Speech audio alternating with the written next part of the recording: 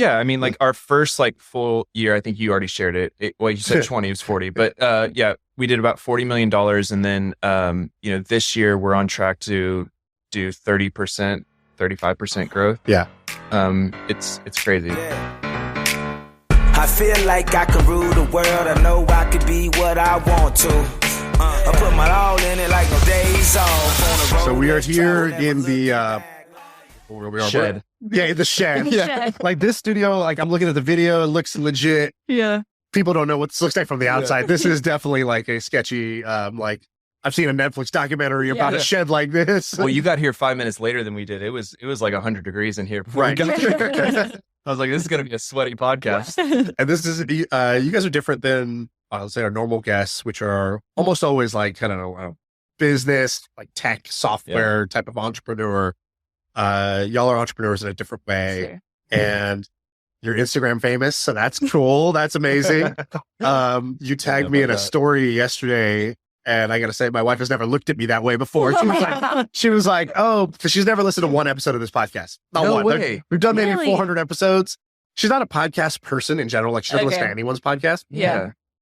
But you would think maybe she'll listen to mine. But Yeah. we got little Sneak kids one or now. two There's in just there. not a lot of like Yeah. time to like do things like that. Hey, I get it. But I think she'll listen to this one. So I'm Yeah. excited Yeah. because she's a fan of yours. And so we hung out at dinner last night, got to know each other a little bit. So I'm Yeah. excited. Maybe we'll do like, you guys give like a 60-second intro of who you Yeah. guys are, why introduce yourselves to the audience. You know? Sure. I'll go You go, first. yeah. So my name is Dani Austin, and I started creating content online about 10 years ago. I was actually living in Austin. I was at the University of Texas, sophomore, like just making videos on YouTube in my dorm room. Kind of just grew from there really fast. Then got on Instagram, all the other platforms. We now run Divi, which is a scalp care, hair care product brand. And we do that together. We have a lot of fun doing that.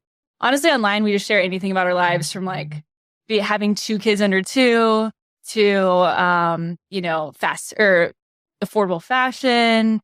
Yeah. We kind of been Parenthood. doing that together for, 5 years. So she's been online for 10 years. We met, we didn't work together until we got married. I was in like Austin tech scene before we got married. And then, I was telling you last night, this just became a lifestyle and it was all consuming. Right. And so she would be in like Turks and Caicos and I would be in a boardroom and I'd be like, oh my gosh, like what am I doing in my life? And so around 2018, we took the leap to work together, jumped into kind of like the influencer space, which it didn't have a name before that. Right. It was just like we created content. And then I think the media started covering it a lot more. And then they labeled me an Instagram husband. And then they labeled our industry, the How do you feel about influencer. that label? It's fine. Like I'm glad that I did it. Wait, that's so not true. At first, you hated yeah, it. it's true. Yeah. It was You go to that party, ego. they'd be like, "What do you do?" And he's like, you never knew." Well, when you're coming out of college, like, so much of your identity is wrapped up in your title, especially being here in Austin, Texas. Like, in the tech scene, it was like, oh, what startup are you part of? Do y'all have funding? What's your title? What employee number were you? And so I was still kind of caught up in that mindset. And then, when we jumped in together, it was like, I remember the first article that came out was by a writer named Taylor Lorenz.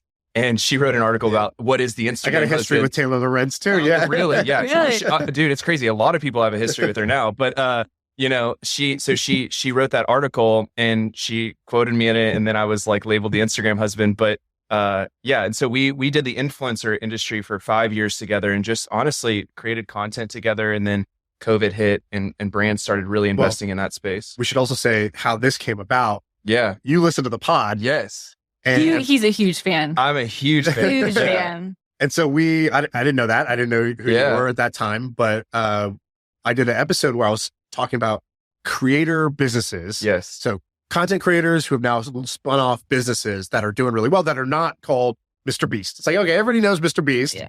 So what are the other cool examples? And we did like maybe 5, 6, 7 examples. And then Dani with Divi was one of them. And so I guess you heard that. Yeah. Well, so like a couple nights before, I think I saw a tweet that you were doing and you were like, we're doing an episode on creator-led businesses. And I think I like told you. You told me. I like You're like, rolled man, over. that'd be so cool if they I was like, mentioned man, 'cause, Divi like, I one day. follow you guys on Twitter and, I was like, oh man, like that'd be cool if they recognized Divi. but we're in a niche, right? That is totally not your niche. Right. Like, you know, you had no idea who Dani was. Last night, Dani was like watching the first couple episodes of y'all's podcast. And I was like, no, this is Shaan. He's cool. I was on a plane a couple days later listening to that episode. And then it was like, oh, have you ever heard of Dani Austin? You asked that to Sam, and Sam was like, no. That was funny. And then it was like, you talked about Divi, and I really appreciate that. So I sent a DM and I was like, hey man, would love to come and share our story. It's very different than most of the businesses y'all cover, but. And let's play a little game. We went to dinner last night, Chinese restaurant. We ordered food. Let's see how well you know your husband. I don't know if he told you this already. He ate alligator. Yeah. Oh, he brought out He ordered chicken. Does he order pig? Wait, He ordered alligator. I did order it. And it was just kind of like a spur of the moment thing. There was a couple things that were funny about this think dinner. he was trying to impress us. No, I was not trying to impress you. This is funny though. Like, so Matthew booked the dinner. Yeah. And it was, so Sam Ellinger used to play football at UT Austin. That's one of Matthew's really good friends. Matthew works for Dani and I. And I go, hey, find a cool restaurant in Austin that, you know, we can talk to these people. He books this like upstairs room. There's like a chandelier. It's a table for 16. There's and then five of us. And they walk in. I go, Matthew, this is such a power move. And then on top of that, you know, I'm like, you know, we're all talking, so I don't know what to order. And then he's like, you should try the alligator. I was like, okay, I'll take the alligator. And they were like. And then he brought it home and woke me up. And he was like, you got to try this alligator. I'm like, I'm not touching that. Sorry. It really tastes like chicken. You should just try it. Okay, so you didn't try the alligator. Yeah, that was a crazy move. I gotta give you credit. I will never enjoy it. I'll never forget it. So I guess that's maybe a lesson to be learned. Yeah. If you go to a dinner with somebody for the first time, order the weirdest thing on the menu. They never forget it. That's awesome. So you guys, you started doing this back in 2012, right? Around 2012. You're in college at the time. What was, because, you know, Instagram had been out, YouTube had been out for maybe 5 years by that point. But it sounds like when you're talking about it, it was very early days back then. What was working back then? How did, like, would you have a tiny following back then? Like, how did it, kind of, what were those early years like? So the backstory is my brother, Landon Austin, he's actually a musician, and he started on YouTube. He just started posting covers of different songs. He had one video blow up because people thought that he was John Mayer. It was actually covering Tay Zonde's like Chocolate Rain song. Anyway, so that popped off. So my brother started to like kind of acquire this audience, and he told me about the space, but I thought it was so weird. Like, I'd walk by his bedroom and he'd be like talking to all of his imaginary friends. And I just I was like, come on, Landon, like, you got to make some real friends. And so, but he ended up putting me in like a sibling tag, because tags were really popular on YouTube back then, you know, like the Chubby Bunny challenge or whatever tag. So he put me in a video, and, you know, in all the comments, it's like, your sister should start a channel, or she should share how she did her makeup, or where'd she get her top. And so my brother actually made my channel for me, and I didn't touch it. We went home over winter break, and we were so bored because, you know, all of our friends are in Austin now, and everyone's in college. And, you know, I was just like, you know what, let's give this thing a shot. So my brother filmed and edited my first video. It was all like just affordable New Year's Eve outfits. And it popped off. And within like 3 months, I had 100,000 followers, and I just started kind of posting consistently. I knew of like a handful of girls out in Los Angeles that were doing this like full time. And they actually had managers, and there were agencies that were just dedicated like specifically to YouTube, which was like a totally different world. So within 3 months, I signed with a manager.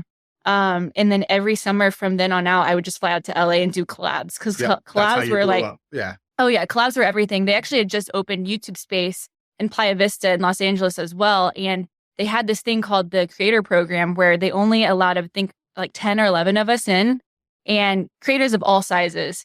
And you had to collab with 2 other creators in the program in order to be able to use YouTube Space. So like when you got to YouTube Space, I mean, they had everything from like the, you know, a red camera, they had studios, they had, you know, editing bays, editing suites, they had all these classes you could take. So I would go and work for my manager from like, you know, 9 to 5. And then from 5 to like 9, I would go to YouTube Space and just collab, make YouTube videos, learn about how to edit and everything. And you're like 21 at the time. Yeah, I'm 21. No, I was 20. Actually, it was 19, 20. I couldn't drink. What were you doing when you're working for your manager? Just by day, like, so that's how coffees and stuff? Or yeah, no, I mean, I was like in on like all of the negotiations. Like, a lot of the creators were moving out to LA, and the brands would come to the office and, you know, meet all the creators. And I honestly learned everything about like the back end of the business. Because at that time, you weren't the star, but you were like building up. Yes. And then like also being around all these creators, I would meet some of like the girls that I loved and then get their number. And then we would collab, and everyone was it was just very collaborative. Everybody's helping each other out. So it was awesome. But then I was able to kind of take all of that back to Austin, and there really weren't a lot of, YouTubers in Austin, which also kind of helped me because I felt like I was one of the only ones. Right. And so when I did start kind of like pitching myself to brands, because like I also signed with my manager, but she was, managing girls that had over 1 million followers. I had maybe 150,000 at the time. And so I started pitching myself to all these like startups in Austin. And what I found was what was happening was I was getting these brand deals or these partnerships. I would, get to know them, pull them in, and then forward them to my manager. And then I would look on YouTube, and like all the other girls that were signed with her would be working with these brands, and I wasn't. So I was basically just like funneling these brands to my manager. So I realized at that time, I was like, I'm not big enough for them to care. Right. So I need to get out of this contract and just kind of manage myself and build my own team and like have people that actually care about what I'm doing. So as soon as I could, I got out of that contract. And ever since then, we've always kind of had like an in-house team, which we've learned a lot from that. But yeah, it's just kind of crazy how it's evolved. And so how big is the audience now? So now on Instagram, like total on all of our platforms, we have like probably over 2 million, 2.5 million. Main one is Instagram now? Main one is Instagram, which is like the perfect platform for us. Most of our content is on Instagram stories. And the reason we like that is because it's kind of like reality TV where I wake up with my audience. Like literally when I wake up in the morning, I get on stories and I carry them throughout the entire day. And so it's just like the closest. I feel like people really feel like they're in our homes. You know, it's very stripped down. Yeah. It's a lot more authentic. Just kind of like follow my day. And so you've done that. Now you also launched Divi. Yeah. And because that's kind of how when we initially found you guys, I read this thread. I read the Twitter thread. Somebody else had written about this. And they named 5 or 6 creators I'd never heard of that had businesses that were really big. It was like Divi, it's this sort of like hair care product or whatever. And it was doing 40 million or something in revenue. I don't remember what the exact numbers were, but I remember being like, wow, that's like really significant and so cool. Like I never heard of that. You hear the same 3 or 4 examples all the time when it comes to like Logan Paul and Prime and Mr. Beast and whatever, like, especially in the tech world, we kind of hear the same. We're not like as deep in. So you only hear the same, 3 or 4 examples every single time. So how did that come about? When did you decide to, instead of posting for other people, like, let's create our own brand? And how'd you pick the product? How did you how'd you have the confidence to go for it? Yeah.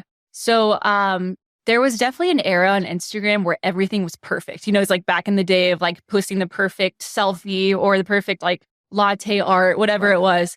And so I definitely played that game, and it gets very exhausting. After a while, I started actually losing my hair when I was in college, whenever I was at UT.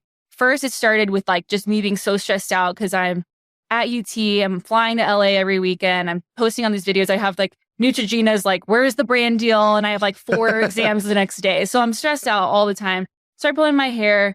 Then I get hair extensions to try to like cover that up. That makes it worse. Then I bleach my hair. That makes it worse. When we get married, I think like a year in, I look in the mirror and I'm like, I literally have no more hair.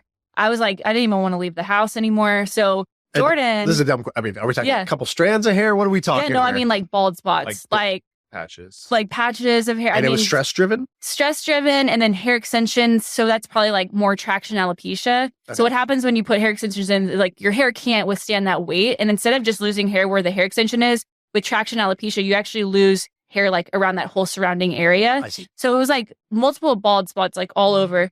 So Jordan, of course, my husband, he's like, wait, I don't get it. Like, why don't you just get a wig? All the Kardashians wear wigs. What's wrong with that? So he takes me to a wig shop in Dallas, like the first place he Googles. We walk in, it's like a Halloween store. Right. Like the most expensive wig is like called $40. Yeah. Bright neon yellow. I'm like, I don't know if it's going to work. They're like plastic wigs. They're like the most expensive one is like $15. So I leave there like so defeated. I'm like, I'm always going to be bald, So we actually learn about this like wig shop in Los Angeles called The Wig Shop, actually. Yeah. From Jeffree Star. Yeah, I was going to say Jeffree Star, who's another YouTuber. Anyway, long story short, we fly out there, find my first wig. I'm in wigs for a year. And actually, when I first got my first wig, I didn't tell anybody because I was so embarrassed. I was like, we actually took a trip to Chicago with my parents and my sister-in-law and my brother, and we didn't tell them the entire time. They go, "Oh, nice haircut." You know, like they. I mean, had no these idea. things can look so real now. Yeah, they're it's super real. It's insane. So about a month into wearing it, I just felt like a fraud. I was like, I gotta tell people. I feel like I'm probably not the only female going through something like this. I think that like people will appreciate it and hopefully they'll be cool with it. So I shared that I was wearing wigs, and it kind of just opened up this door of like all these females that are kind of going through the same thing, like this like hidden epidemic of hair loss. Yeah, so my wife all the time after we had our first baby, I think there's like a known kind of like postpartum like issue with hair losses. So she was talking about it all the time, and I was like, what do you mean? Like, it's nothing. Don't worry about it. She's like, no, look at this and these like baby hairs, whatever. And it really bothered her, and I didn't even think really even to try like what would a solution look like. So I mean, have felt that it can be very emotional, like especially for females. Because there just weren't a lot of people talking about it. So, long story short, I took the year and wore wigs, and I was like, you know what? I'm just going to focus on my scalp health. I'm going to focus on my wellness, and really like give this thing like 100%. So, meanwhile, there was actually this trend, or I guess a hack online where a lot of women were using monostat to grow their hair back, which is so strange. But the reason that was working is because it has a lot of like antifungal properties. What's monostat? Tell Shaan, Dani, you got to tell him. Is this something I should know about or no? No, you shouldn't know about it. But is it a good thing that I don't know about this? This is good clickbait. Tell him. Okay, so all the guys on the podcast are gonna be like, "What?" By the way, we always joke. Explain. We always joke that we have 4 female listeners. Hopefully that'll change after this episode. 4 female listeners, we're all like dying inside, all, like, laughing right now. on their face right now. So monostat is what females use for yeast infections. Okay, gotcha. And so a lot of women were using this on their scalp though, and it's helping their hair grow. And people are taking before and after pictures, and it's like insane. So the reason that's working is because it has these antifungal properties in it, which nowadays, they always tell you don't wash your hair. It's not good for you. So a lot of females are using dry shampoo. Yeah. And so they're putting all this dry shampoo, all this product that's just like sitting on your scalp, blocking your follicle. And so your hair doesn't really have like a fair chance of growing. So when they're using monostat, it's kind of like detoxifying. It's getting rid of all that product buildup and your hair's growing. So the only thing with that is you shouldn't be using it long term. It's just like has a lot of harmful things in it. So my goal was to find a more natural way to essentially accomplish the same thing. So I would like get into my bathroom, and I studied bio at the University of Texas. I was going to. So did I. They don't teach you anything. I learned photosynthesis for like 7 years. Yeah, exactly. They don't teach you anything about the human body. Exactly. She can hang with the chemist, Shaan. I can hang now. She can hang. She's like, okay, I remember that. I kind of get it, but it's amazing how much you learn when you really need to learn versus like my major. Now I wish I really would have paid attention because I think it really would have benefited me, but. Would have known. Anyway, so I'm like a little chemist in my bathroom. I'm getting all these ingredients from online, Whole Foods, all over the place, and just making my own scalp serums. And I would, share on YouTube, like, this is how I make it. This is where you ordered this, and then mix it this way. And then people started asking, they're like, hey, can you just like ship it to me? Right. And so I go to Jordan. I'm like, I really think this could be a thing. A lot of people. We're not going to ship them a petri dish. When was this? Like a couple years ago? Or? This was 2019. No, they're probably 2019. 2019. Yeah, 2019. And so that's kind of like where the idea originated from. And it was totally clean. So it's something that people could use every day and not feel like it's going to be harmful. So we had a lot of like eucalyptus, natural ingredients, jojoba oil.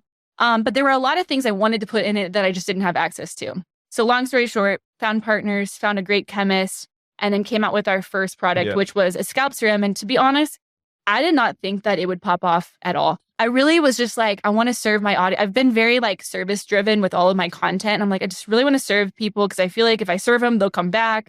So that was really just like the heart behind it. But what happened was a lot of people were buying it for like their neighbor down the street or their mom or their husband. And people started taking like before and after pictures. We never asked for before and after pictures, but I feel like that's kind of what made it blow up. Right. Was it's the best marketing there is, right? Before and after. Yes. People started sending in their before and afters. And like, so then I would start sharing them, left and right. And I mean, every day I'm probably tagged in like 15 before and afters, even to this day. Yeah. So were there not scalp serums before that? Or there were, but they just weren't? I think it was just such a new, like a niche, like putting something on your scalp, like a skincare routine, like creating that scalp routine was very new. People weren't really thinking about it. So I'm sure that there were scalp serums out there, but I don't think people were educated about like how to use them or why they were important. So our biggest thing is just like, if you're taking care of your skin, like you should be taking care of your scalp. It's kind of like an extension of, And so, so I think once people kind of understood how to use it, then they went to Divi first because we were also one of the only like clean scalp serums out there. Gotcha. So the business launches when? 2020. 2020. 2021. October 2021. So we're not even 2 full years in, and it's exploded. So I don't know how much you guys typically share. Do you guys share revenue stuff or not really? Yeah, I mean, like our first like full year, I think you already shared it. Well, you said 20, it was 40, but yeah, we did about $40 million, and then this year we're on track to do 30%, 35% growth. Yeah, it's crazy, and that's mostly from kind of the power of your community, or that's that plus a bunch of other marketing that you have to do, or how does the business grow? I mean, because that probably exceeded your expectations. I mean, that would exceed anyone's expectations. Yeah, I always say like when we launched the product, we thought that we were launching it for like 10% of Dani's audience. Like we were like, hey, these people need to be served. Dani, acquired this audience. They want a resource.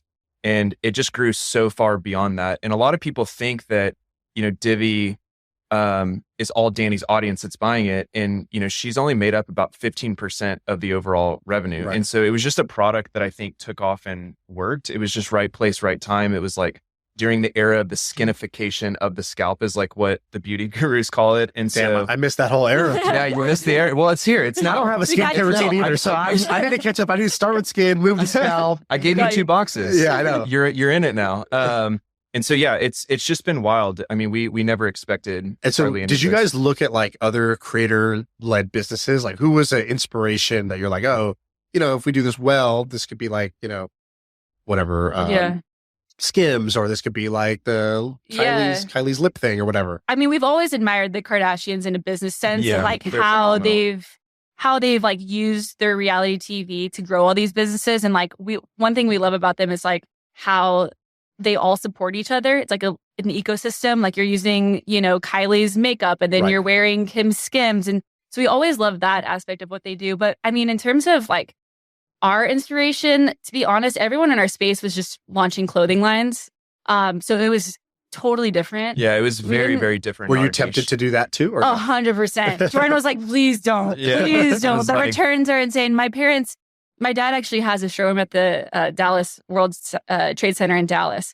So he, sells wholesale to, Nordstrom, all these boutiques. My dad always told me, he's like, the one thing I ask you is please don't get in the fashion industry. Right. It's just, it's a lot. And so, but one thing I knew that I wanted if I ever did launch a business is that I wanted to have something that could be on subscription. And so a lot of my ideas were mainly tech at first.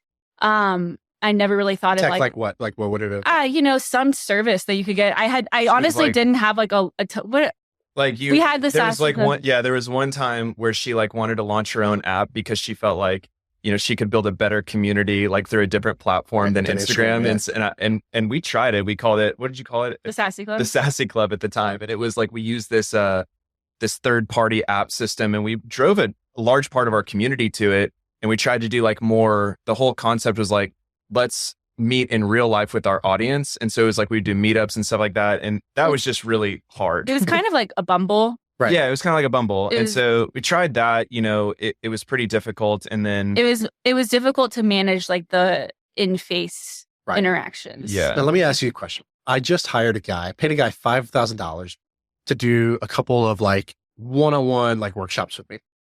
And it was all about this idea of personal branding, which honestly a pretty lame phrase in general. Like I cringed that I even did all this, but I'm putting it out there in the spirit of authenticity. So I pay this guy. Why did I pay this guy? Well, this podcast itself has gotten pretty popular, but I've always had this problem, which was just like, you see some people and their brand is so clear. Mm-hmm. It's like, there's this guy named Pomp, and Pomp is all about Bitcoin. He's the Bitcoin guy. Yeah. Like, because of Bitcoin, he talks about Bitcoin. Everything he loves, every fourth word needs to be Bitcoin. Yep. And then you have like, Tim Ferriss, who's, the 4-hour work week guy, or the 4-hour body, 4-hour chef. he's the 4-hour guy. He's all about kind of life hacking your way there.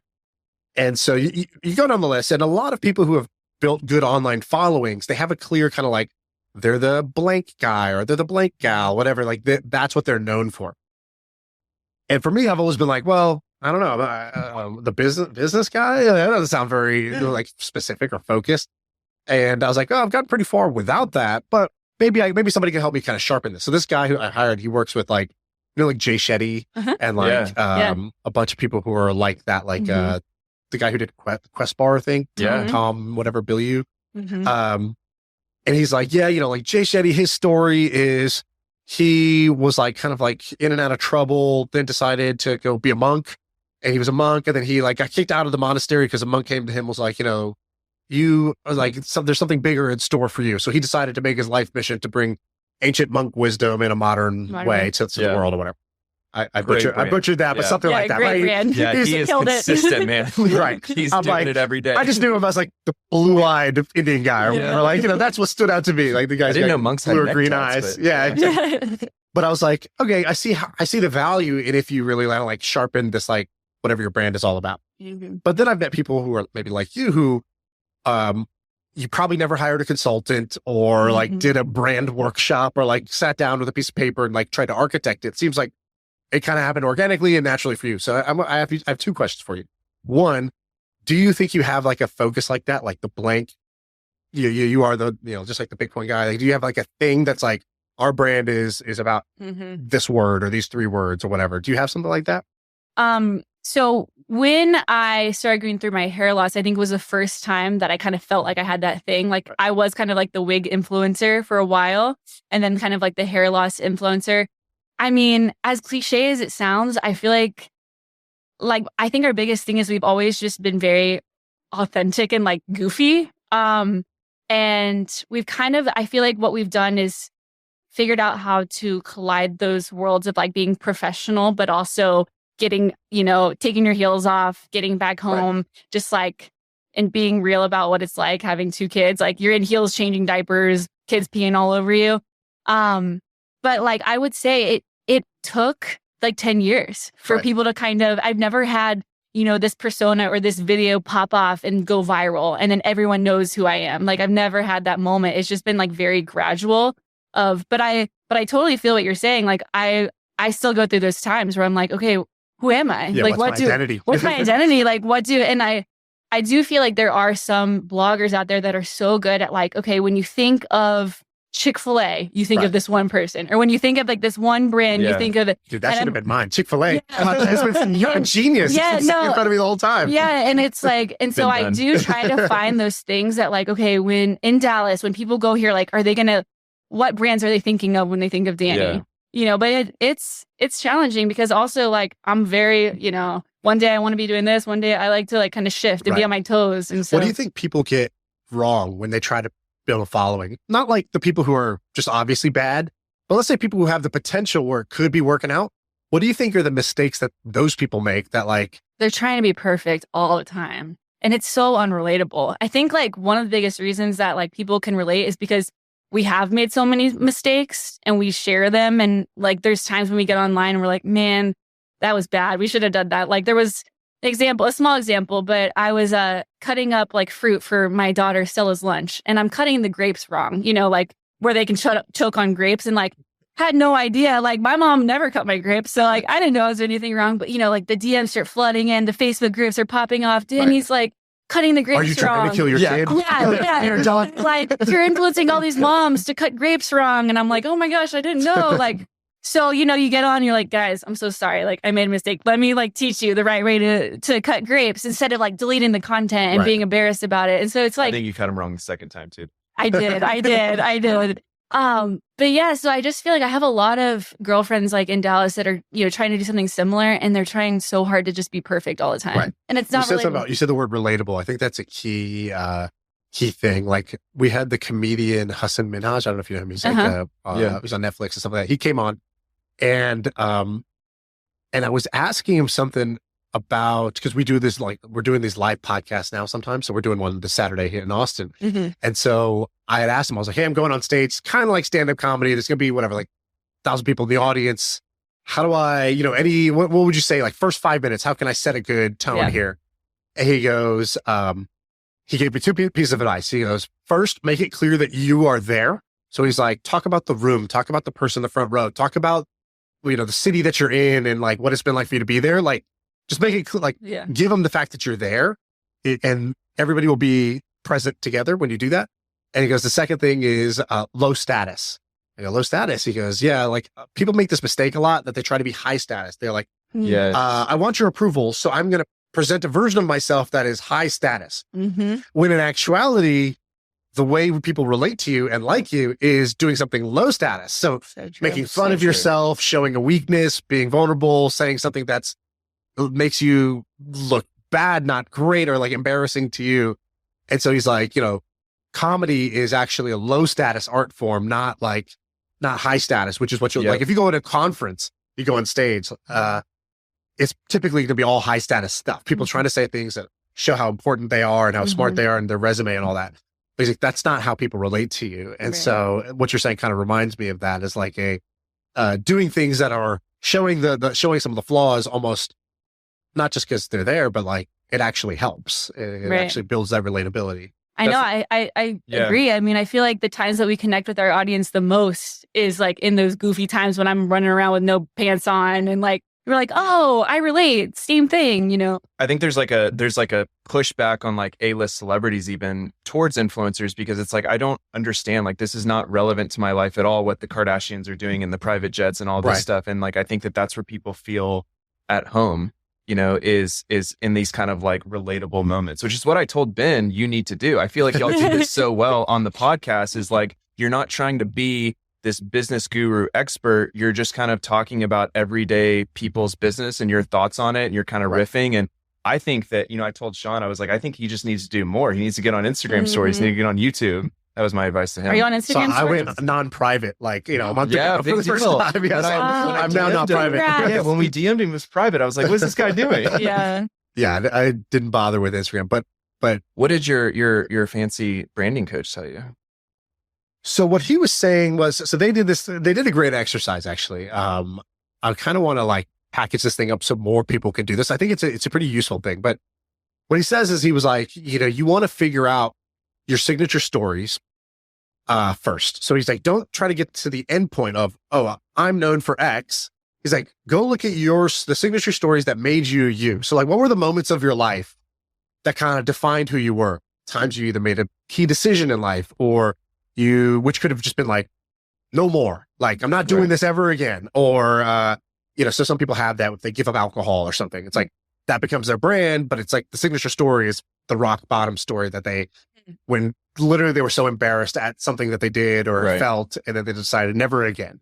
Or it could be a signature story where, they went from kind of being, shy to actually getting out there, being more confident, and what changed. So you find your signature stories. That kind of reveals what you're going to end up being known for, or the mental shortcut people will need to make when they're trying to think about, who's that guy? Oh, he's the guy who blah, blah, blah, blah. That's their story. The second thing he said was, he was like, you got to figure out what you said something about like serving. He's like, basically people will come to your content because they're trying to change the way they feel. So you got to know that you're not giving information, you're giving a transformation of like, emotion, how somebody feels. So he's like, what transformation do they get when they come to your content that you give them better and more consistently than anybody else? If you do that, you win. And so you got to figure out, what is that change? So like with the pod, for example, we talk about business ideas, or like, we'll show you an under the radar business you never heard of that's really interesting, crushing it. But like, let me ask you, I bet your answer will match what I think it is, which is, why do you listen to the pod? What do you feel when you listen to it? I think it's like education meets inspiration. Like, I think I walk away being like, oh, cool, new idea. Like, I want to learn more about that. Or I feel like I can, go do this in our business. Right. And I think that's what you guys do really well, whether it's like just sharing ideas or, uncovering these things we've never heard of, but it's done in a relatable manner. Whereas like, I think that's why it's inspiring, is because you're not doing this in like this, I'm up here, you're down here type of way. It's kind of like, hey, we're all here and we can all do it. Right. It's more tangible. It's more tangible. It's very relatable. Like, I think that there's very strong parallels between what I've seen in like Dani's content and the way that she relates to her audience and what you guys are doing with your audience. Well, we call it the girl next door. We don't want to be a supermodel. We want to be the girl next door. Yes. You're still trying to be hot, but you're trying to be like relatable hot. Like, you're like, I can glam up. Like, I can get there, but yeah, you are the girl. I love that. How have people like, what are your experiences like in real life when you meet people who listen to the pod? It's probably like what you feel, which is that they know you. They're like you don't know, you don't know me, but I really know you. But like we're friends. Yeah, like an Instagram, like daily vlogging, kind of like through an Instagram story is kind of the same way. It's like the same. Yeah, I know you, your kids. I know what your house looks like. I know, like on my way here, I was asking my wife. I was like, I don't follow them on Instagram. Like I don't know their stories. Little I know, they're like, oh, their mom is like involved in it, and this, they got 2 kids. Like there's like all these little things that are known about your life, the inside of your life. And so I think like that's what you guys do on the podcast is different. Podcast is like such a long form conversation, right? Unedited, unscripted. So you get to know someone's personality. And I usually do the pod with my buddy Sam, and Sam, like, it's kind of like 2 friends hanging out, kicking it. And so you get what we found was that the 2 transformations people get, the 2 feelings that they get consistently is we're like their entrepreneurial friends. It's almost like they got to hang out with their 2 guy friends who are like super into business, nerding out about business stuff. It's like they kind of got to have the hangout without like going and having the friends and doing the hangout like themselves. Because it's like, I was driving somewhere and I just listened. Right. But I kind of got my hangout fix. And the second is like motivation or like the inspiration, like the juice to be like, I'm probably not going to go do any of the things you mentioned on this podcast specifically, but just hearing about stories of people doing interesting things made me want to go do more interesting things, or made me want, if they're doing well, it made me want to go crush it in my field too. So once we realize that, it's like, oh, okay, that's very different than people come to me for this specific information or the specific help. Because it's like, yeah, there's some of that, but it's not the main thing that gets people attached. I told Ben this, but I said the biggest pitfall from here is you got to stay humble and you got to stay consistent, because I think that what happens in this era, and you saw it a lot with the early TikTokers that blew up during COVID, is they moved in these big houses, right? And then they would sign with these managers, and then they're all in all these commercials, and the very thing that made them relatable and tangible during those times, which was dancing alone in their bedrooms. Now they're in mansions, and it just loses the same sentiment, right? And I think that that's the pitfall of anyone really in like the entertainment industry, but like anyone who's built their brand off of authenticity is like losing that, right? So it'd be like you guys, becoming jerks, or douchey, and then like no one wants to hang out, and they're like, oh, well, now they're just pompous. Or even like you have to protect yourself, in our world, we have to protect ourselves from the sponsored things of like, oh, they're just bought now, like I don't trust them anymore. I don't believe that they're saying this for just genuine reasons. It's not Sam and, kicking it. And so you probably get this question a lot. It's the same question we get a lot, which is like, if you were just starting out today, what would you do? Right? If you were 21 now, where would you start? We get that on the business side. What would you say your answer to that is on the content side? Would you start on TikTok? Would you go to Instagram? Yeah. And like what type of content would you do? Because like you had said one thing that was actually very, very interesting to me. Your first video you said was like affordable New Year's Eve outfits. That's kind of amazing, because that's a great, like almost like title. Like it seems like from the beginning you had a good sense of like what content will work. Right. Yeah. Not everybody has that. Like I think most people would have tried something that's like not that. I would say with like any platform that I started on, I mean, I would probably start on TikTok now, just because I feel like it's the easiest to go viral. Instagram is so tough. But I do feel like YouTube's like kind of coming back a little bit. Yeah, I heard vlogging's coming back. Long form. But I honestly wish I wouldn't have started out with the trends, like chasing the trends. I really wish I would have just found something really unique and honed in on that, because I feel like I was like trend chasing for so long. And then I would have some video pop off, but that was just because it was trendy and no one actually wanted to get to know me more. Right. So I wish I would have just kind of been more unique, which I think kind of just goes back to like, what does Dani actually want to share? Like, what is she really passionate about? I would mix in a little bit of that. Like since I was studying biology and kinesiology, I would, mix in a little bit of like what I was learning in my classes, but then the next video was a trend, and so that's the same thing that I feel like a lot of TikTokers get caught up in. They're just doing all these trendy videos, and then they have a meetup and like no one comes because nobody really knows them and nobody actually like connects with them. And then too, like, I think branding as characters within your content is so important. Like you said, my mom's in a lot of content. So I had this idea to call my mom. What's her character? So yeah, her character is, we call her Tornado. And that's the reason we call her Tornado is because she is a tornado when she walks in the room. Like right now, if she was in this room, she'd be dusting off your leaves over there. She'd be fixing all the light bulbs. My mom has so much energy, and I didn't really know how to like communicate that to the audience. Right. So my first step was like, we call her Tornado.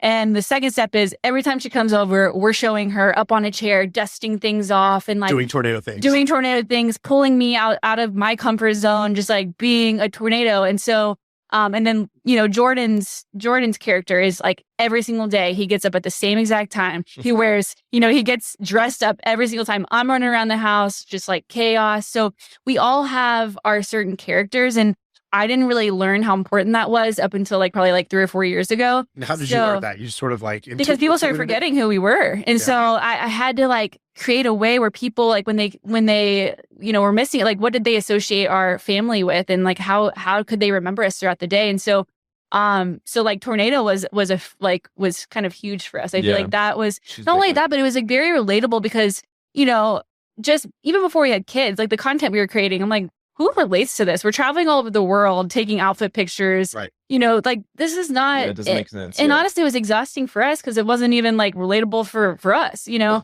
And so as soon as we kind of like settled down and we had kids, and I was like, okay, we have to figure out a way to make our everyday life interesting. You're like, so we bought our nice house and then we have a relatable house. Yeah, film content in a relatable house and then we go sleep in the nice house. No, honestly, I know people that do that. Like I know influencers that have second houses that literally just film there. Our middle class house. Yeah. No, or I know influencers that literally will like, they'll take a Chanel bag to dinner, but they'll like switch it with like an Amazon one before when they take the photo. And it's like, but no, I feel like what's so like unique about us too is like that we kind of live our lives just the way we were raised, like with the same family values that we were raised with. We're not scared to share that with our audience. Yeah, I mean, I would say like everything you said a lot about like characters. This is like who they are, you know, and it was just like, how do we kind of like tell it from all of these different angles? And it just fit, you know, like every family is a story, right? And I think that that's where a lot of the creativity seeped into what we did, right? And why it was hard to do what we did is we had to find what made our family unique and almost produce it like a reality TV show. And I think that, I mean, I don't want to say that we were the first, but I think that that's what we saw the medium of Instagram stories as. Like a lot of, I think, influencers in like the 2019 era when it came out, we were like, oh my gosh, like how am I going to do this? Because they're not super personable. And we, you know, with your YouTube background, we were like, oh man, this is like our platform to shine. And it was so fun. So what I'm pushing you to do is like show your wife, show your kids, like show the behind the scenes of like what is happening in Shaan's life beyond just this podcast. Like that's what I think. And it doesn't even have to be family. It could be like your producer or your assistant or whoever it is. Like my brother now has an assistant. Her name's Katie. And she shows up like 3 days a week, and everyone like loves her on the content. And now because they love her and because she's a character, they go out and do these crazy things that they probably would have never done. That's just so much more entertaining now because there's another character involved. And so are you just like selfie with the camera? Do you have somebody who follows you around? This guy. Hello, my name's Jordan. Okay. This guy. I mean, yeah, we do have a content creator now that we actually just hired. Yeah, he helps with like reels because that's a different game. That's a whole nother beast. So, you know, he's been helping out a little bit, but like we kind of just enjoy doing it ourselves. There's a lot. I talked to another woman who listens to the pod, Rebecca Zamarolo. You know, her? She's like a YouTuber. She's got like 10 million subs on YouTube. And when I called her, she was basically like, downstairs right now is like the camera crew. They basically live in our house. And she's like, my dog has a channel that's got like 300,000 subs. Like, we have our gaming channel. We have she does like kind of kids like role play content or something like that. Story kind of like, let's like treasure chest in the backyard. Let's go do whatever. Yeah. And so they each one was a character, each one got their own sub channels, has their own following. And then they have a camera crew that was like just there all the time. I was like, man, that's, like stressful or like just, it's like a lot. Like it's like reality TV. It's like, famous people, they have trouble when they go out because they're like, I keep getting stopped. But almost like influencers have it in the house. It's like, I never get to just not. Yes. Have you said the same thing? Yes. Oh my gosh. It's hard. And I love our team to death, but it's hard when your job is to live your life. Your job is to experience life, to capture it in a very raw, stripped down way. But when there's crews and there's teams, it's sometimes counterproductive to what you're trying to do. And so, the reason I think that the husband and wife dynamic works so well in our niche is because it's just us hanging out, and it's like, it's the best content there Dani is. had a Ben in her life that was like falling around that wasn't her husband. It's like, it's all about the dynamic, right? And so like it's funny, I always advocate for like the best producer for a content creator is going to be the husband. In fact, I think that the most successful couples in our niche have that husband-wife dynamic where they're creating content together. It is funny. We do have a team and they come over like 4 days a week, but they meet in our upstairs playroom. And so they're not the ones actually filming the content, but they're there. Truly. It's off to that. As we had more kids, it was like, okay, we're just going to put this ball pit in here. Okay, here's Stella's table. And so Stella will walk in and just be playing. And they're there. But the amount of times that we've tried to, get a workspace or get an office, it just like doesn't work because they do have to be there.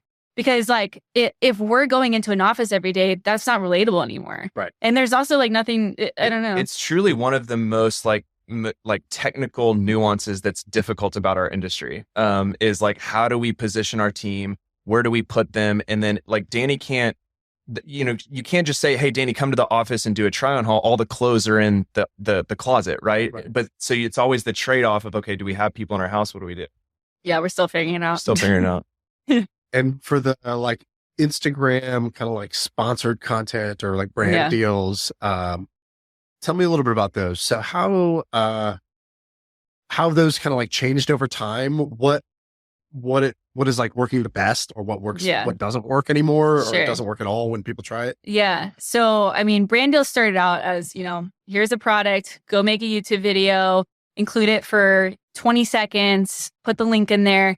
And like, at first I was such a sellout because, I'm 20 years old. I'm like, I'm just trying to pay my rent. Like I'll do anything that I can do to just like get by. And then I think you get to a point where you're like, wait, like people really trust me. Like this is like some responsibility. So I kind of like took this approach where I pictured myself like, shopping with them and them purchasing something, then trying it. And then them being like, what the heck, Dani, why'd you recommend this? So I really started to take like more responsibility and like, wait, I am a resource. Like I got to serve these people. Not only that, I have to find the best deals. Not only that, like I need to go after these brands and beg them for better promo codes that like they can't get anywhere else.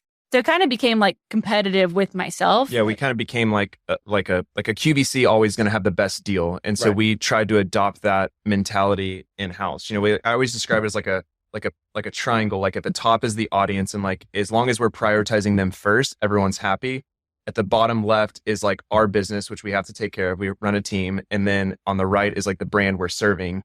And we found that every time we try and flip the triangle a different way, so if we put the brand at the top, then the audience is like, you don't actually like this product, and everything kind of just crumbles. And I would say like this year in particular, COVID especially, it was like there was just this like craze for promo codes, like because what the shopping was happening so much through Instagram that we found our edge to be like, hey, let's get the best deal that you're not going to find anywhere else, in the country. And it kind of, yeah. But I think what works a lot for us is to not just go 100% on brand deals, but to also couple that with affiliates. So when I post, LTK.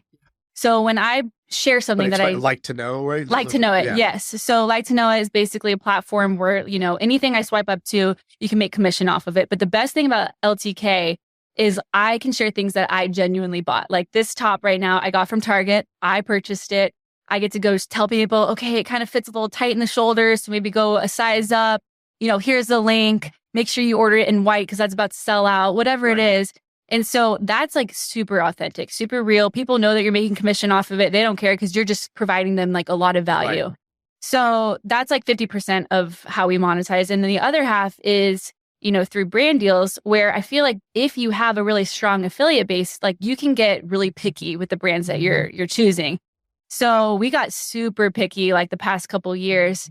And then it got to a point where like, okay, we're getting brand deals. We got affiliates. Now let's go after those brands that have never given promo codes or never given deals. Let's fly out there and like meet with them in person and like beg them for promo codes. So one of those examples was Free People.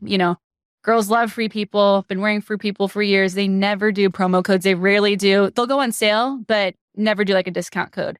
So we begged them forever to get a code, finally got a code.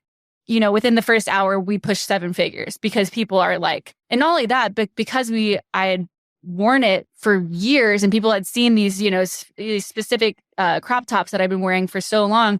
It was like the most like authentic push, and it like benefited the brand, benefited us, benefited the audience. Everyone's happy. And so what's the juiciest brand deal you've ever had where you were like, wow, they're going to pay us that? Like, that's a stupid amount of money. Or like, you know, we can make this work. You don't have to say the name of the brand, or you can just describe it. You gonna say it? I know what you're going to say. I think you say it. Stanley. Yeah. Stanley. The cups. Giant water. Yeah. So fun fact, we were like the first. Up with those? Why are those like so popular now? We were the first to share them. Yeah. First bloggers. Influenced my wife. She bought one of them. And I was like, this is humongous. This is a giant cup. It's a great product. You know, they are owned by PE. And so we flew up to Seattle and we were like, guys, listen, because they really hit that like Utah Mormon market really well. Love that market. Yeah, it's a great market. And then they saw that was working. The president is a guy named Terrence. He's actually a phenomenal like marketer. He was the one who put Post Malone in Crocs and like kind of like reverse Crocs trajectory to being like a cultural icon. And so he, I think had noticed Dani and was like, hey, you know, like there's something about this mom market that's working with Stanley, you know, flew us up there and it was hard. They still haven't given us a code per se on the Quencher, or have they? Not on the Quencher. We have a code on every other product but the Quencher. Yeah, it's hard, but yeah, they've been good. They've been awesome to us. We have some special things coming out with them. We're excited. Yeah, we're excited. Okay, amazing. So pain points, right? So like you talked about how Divi was born out of a pain point that you had. Yeah. I'm curious, as you guys are trying to run this kind of influencer business plus Divi, like, have you felt any pain points that you're like, God, I wish somebody just made this easier or made this hiring people easier. Yeah. Wait, this is kind of random, but like content creation at weddings. Content creation at weddings. What yes. So I feel like now brides really want like TikToks or Reels or just like iPhone photos. They don't want to like hire this photographer and wait, 2 months before they get their photos back. So at my wedding, I just hired someone to like take an iPhone and like take iPhone video, walk around. That's a good idea. That's a great idea. That's a great idea. Take photos, and I just paid them like hourly, but I feel like you could get like a pretty good team that like, they take all this. The nice thing is too, you get your content the day after the wedding. Cause like the biggest bummer is you go to your honeymoon, you don't have any pictures. Nothing to post. Yeah. Nothing to post. And like people are going to pay for that because it's their one day. But a normal videographer, I think, is like 10 grand plus. Oh, yeah. Right? Like and crazy. sometimes I don't even, I like the iPhone videos better. Those are like you said, like my sister-in-law just got married like a few months ago. She just now got like the first cut of the wedding video. And then that doesn't look like what content looks like nowadays. Exactly. It looks like this like archaic looking thing. It's like nice. Yeah. But it's like, if you posted this, it's like, okay, grandma, like, this is not like they would rather had like 5 TikToks and like 6 Instagrams. Yeah, that like felt like the fun of the party, was captured. I think the reason we've noticed that is because Jordan films a lot of our content, and we've been to a lot of weddings where the next day the bride is like reaching out to me like, hey, can you send me that reel that you posted or your stories for the day? And we're like, oh, they already expired. Like they're done for, gone. And there's so many like content creators now that I feel like don't want to be influencers. They're just like content creators. Like they'll just create content for other people. I think someone's that's always been a great idea you had. Thank you. If I had more time. I like that one a lot. And that's cool because that could just be like local franchises, right? Exactly. Like, you could you just train someone in how theory, to do it. you could just start that business and then be like, I'm looking for an operator in Nashville. We need an operator in Florida who's going to be able to do these like dispatch content creators. It's so easy. And they go in and then they like cut it all up and then they have it to you by midnight. Yeah. Who did you said there's a bunch of content creators that don't want to be influencers. So who are they? What are they doing? Yeah, I would say like we've seen this a lot with like Divi. It's called UGC now. So it's like user generated content. So there's like there's like a whole economy now of they're not getting paid like as a brand deal to promote it on their own stories. It's like, hey, we'll pay you $2,000 for 4 videos with our brand a month. And so these brands will have 10 UGC creators on standby, on retainer, and they use that content for ads.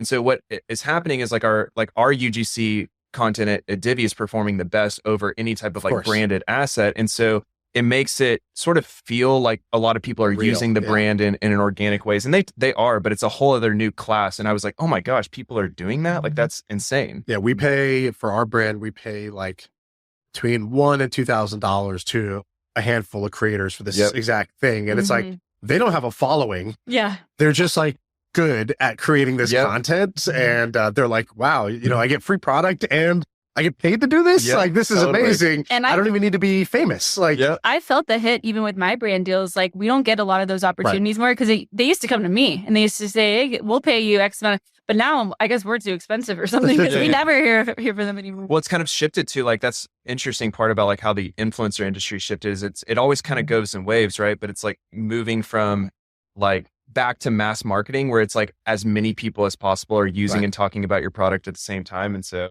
that's how it goes viral on TikTok. How it goes viral on TikTok. And so where does Divi go from here? So you guys are at this level now. You have like a retail distribution too, right? Yeah. So last year we did about 8% of our revenue from retail, but we are scaling in Ulta. So we're hoping to be in all doors of Ulta by the end of this year.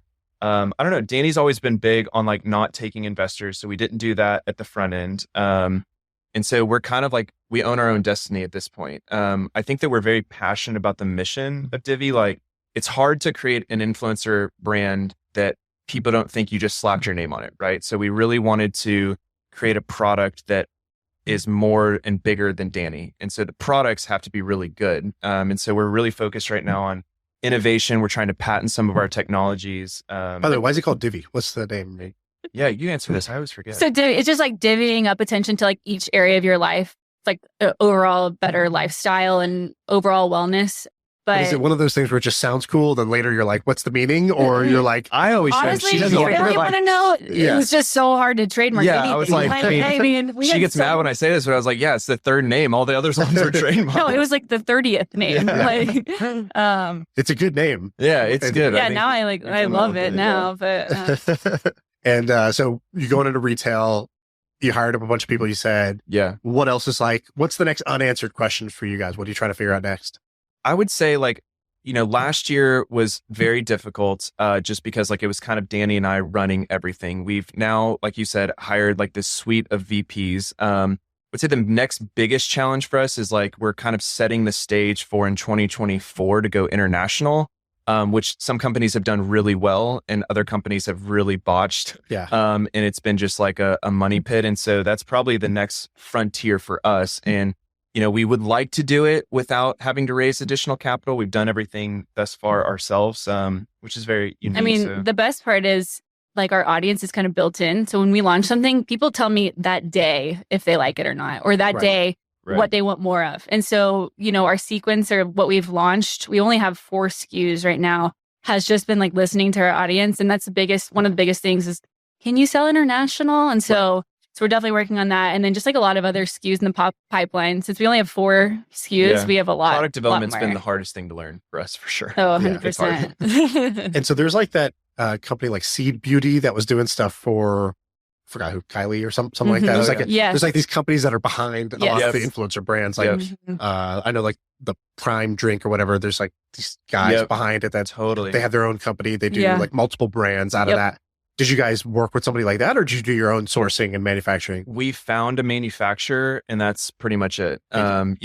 Formulation, how'd you do that? You went to like a formulation house or whatever? Kind of the same. Yeah, like manufacturers usually have chemists in house, and so we found one, and they developed our serum, and luckily we just picked one right. That's a very hard world to navigate too, I've learned. I think we totally got lucky with our manufacturer on the first one because there's a lot of bad manufacturers out there and you don't know until 6 months later, right? And so picking the good ones has been hard. But yeah, other than that, I mean, we have 2 in-house chemists now. Yeah, we have 2 in-house chemists. We again, with the influencer business, like Dani learned so much from having a manager.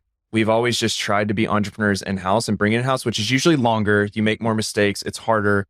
But I mean, I think that we like where we're at, where we didn't have a Cody or someone come in and say, just slap your name on this, because we're able to listen to our audience, develop the products that we know that they want. And, but yeah, it's more challenging for sure. I didn't see him at all last year. Yeah, I was last year. I'm like, I have a life now. I play paintball now. So like, I'm good now, but paintball now? Yeah, I play paintball now. So no, and it's also the first time now we have like our 4 VPs when we walk into a room and we're like, hey, we have an idea. Can we do this? Yeah, we're like, what's the political process of how we get things done? And now there's process everywhere. Whereas like, if we have an idea today on the content side, we're like, okay, let's make it happen, and it's becoming a real company, which is It's cool, but it comes with I have to be careful. Jordan tells me when we walk into the office, he's like, you can't just walk into the office and tell them what you want, or that you don't like something. Like, we've been working on this product for 8 months. She's like, yeah, I don't really like it. You know, it's like, wait, just don't say it. Just crushing hopes and dreams. Sorry. Do you think you'll be doing content in like 5 years, 10 years? 100%. I'm obsessed. I'm obsessed with my job. Like, I love creating content. Yeah. I don't even think of it as a job, but it's honestly like, so I think it like, our relationship, I feel like, is always really healthy whenever we're like creative together and creating things together. And I think we love doing that. Instagram therapy, basically. Yeah. Pretty much. Keeps you guys connected. If you work with your wife, like I feel like you have to work through so much more conflict than if you have 9 to 5s. Like, I mean, it makes our relationship stronger and we have something like a larger goal, and then, you know, but we'll see like how it evolves with involving our family, like our kids. That's something I still haven't really figured out. And that's what's so great about working with Jordan is like, if we ever didn't want to share our kids or go down that path, like him and I can just take over again. And then also having Divi, we don't have to rely on sharing the entire family. But no, I think it's something that we'll probably always be doing. Yeah. On Instagram. Yeah. So people can find us on Instagram under Dani Austin. And then Divi, diviofficial.com. Yep. And then Instagram, Divi Official. Yep. And what about you? Where's your Instagram? Oh, I don't. You don't even have one? I don't have one. Dude, you got a spin-off character, man. No. It's so much effort that I couldn't. It would cause conflict in our marriage to try and do both. Like, it would. True. Yeah. I'm a great supporting actor. That's hilarious. Amazing. If people want to come work for you, how would they find you? Yeah. If you want. If you guys want to come work for Divi, email hello@diviofficial.com and it'll get to me. Yeah. Awesome. Well, thanks for doing this. I know this is definitely, you were probably like, what the heck is this podcast? Who are these guys? But, I appreciate you coming on. It's fun. This was fun. Yeah, thanks for having us. Right on.